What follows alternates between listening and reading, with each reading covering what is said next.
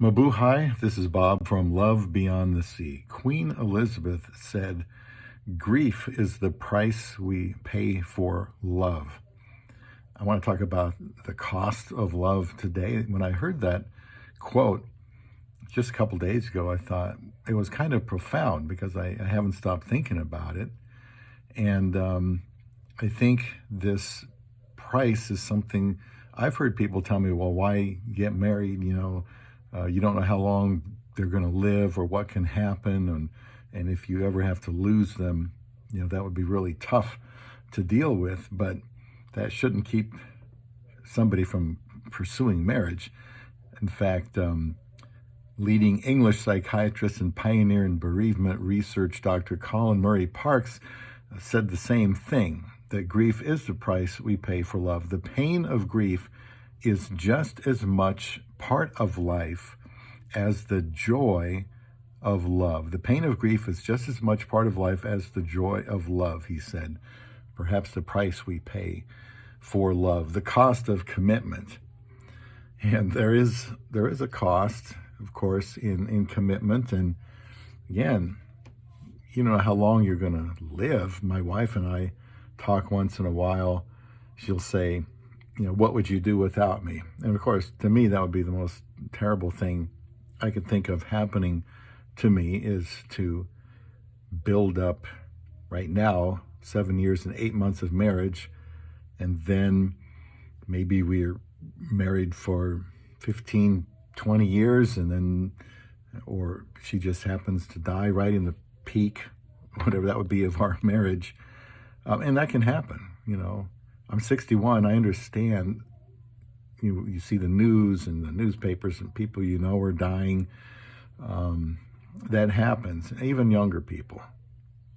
So it would be terrible if I had to lose her. And I actually do not want to even put my mind to that, because it would be terrible for me if I lost her. However, if I did, if it could be today, and 7 years and 8 months of marriage, when I was looking forever, finally got married at age 53, I would have, if you had told me, well, I'll give you 7 years and 8 months of marriage, I would have said, well, yeah, I'll take it, because I don't think I'm going to get married if I don't.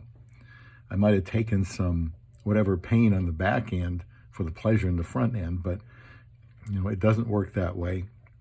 You want to build up that relationship, like it's very valuable, and it is, and you get very, emotionally attached to or in love with your wife, and you have all these experiences and trials and tribulations you come through, and it builds your relationship if you hang in there. And then the grief, I think losing a spouse that you really loved, would be terrible. Because that person is the only person that's been your spouse. You only have one of those, and if you lost that special person, the grieving can, I don't know a whole lot about grieving, but I'm sure it can take months or even years, and maybe some people drown out that pain in some kind of drugs or alcohol. So I guess I'm trying to say is, when you go into a marriage, you're looking for love overseas or somewhere else, I think you can find a wife overseas. I don't think it's terribly difficult. And then your life is going to change for the better, hopefully, and then you're going to be with this person, and man, you just assume it's going to be for the next 200 years or something. But that's not real life.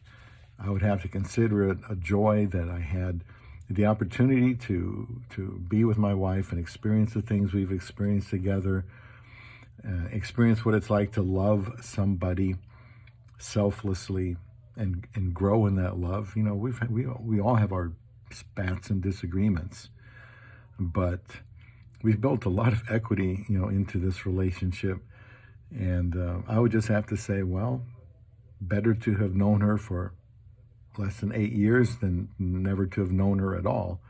As much pain as would be in those 8 years. So, I do think this is something to talk about.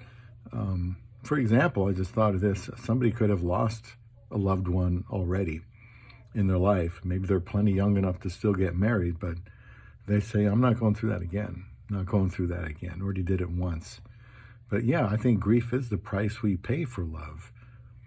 Without that, getting that love and building up enough of a good relationship that it would really hurt when you lose them, that's the price. It's just on the other end, and we have to go into a relationship assuming that could happen. You know, I could die first. I'm most likely to, but, accidents happen. And, I'm aware every time my wife goes out of the house, I tell her I love her and I kiss her goodbye. And I'm kind of in the back of my mind thinking, this could be the last time I see her. And it's true. Just a few years ago, somebody in the next intersection down outside, big intersection, but maybe too big, somebody got killed in that intersection. So I'm always mindful of that. I want to make every day the best I can. In case something happens to my wife, I don't want to feel guilty that I didn't invest everything I could into my love beyond the sea.